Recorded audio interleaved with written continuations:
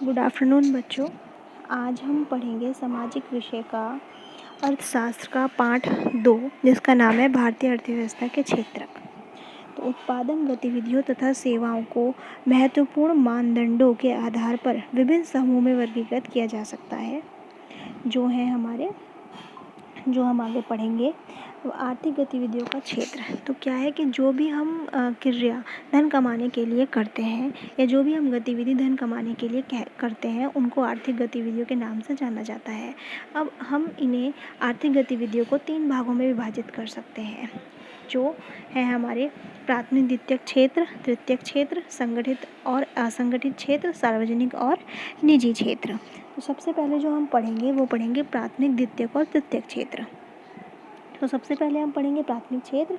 तो इसके अंतर्गत प्राकृतिक संसाधनों को प्राथमिक उत्पादों में परिवर्तित किया जाता है। इसे हम कृषि व सहायक क्षेत्र भी कहते हैं। इसमें कृषि, खनन और तेल एवं गैस की निकासी भी शामिल है। ये हो गया हमारा प्राथमिक। उसके बाद हम पढ़ेंगे द्वितीयक क्षेत्र।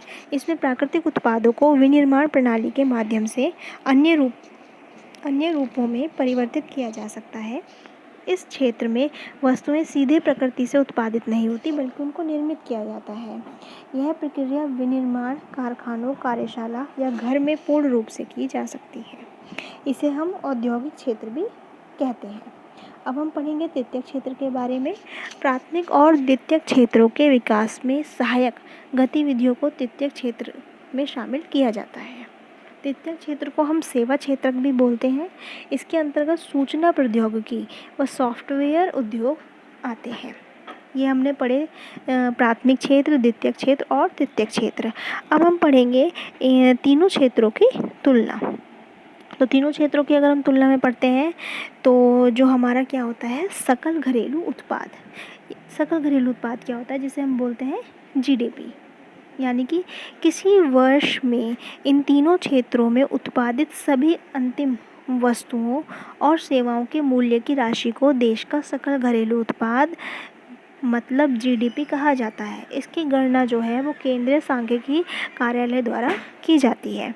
इसके बाद हम पढ़ेंगे क्षेत्रों में ऐतिहासिक परिवर्तन।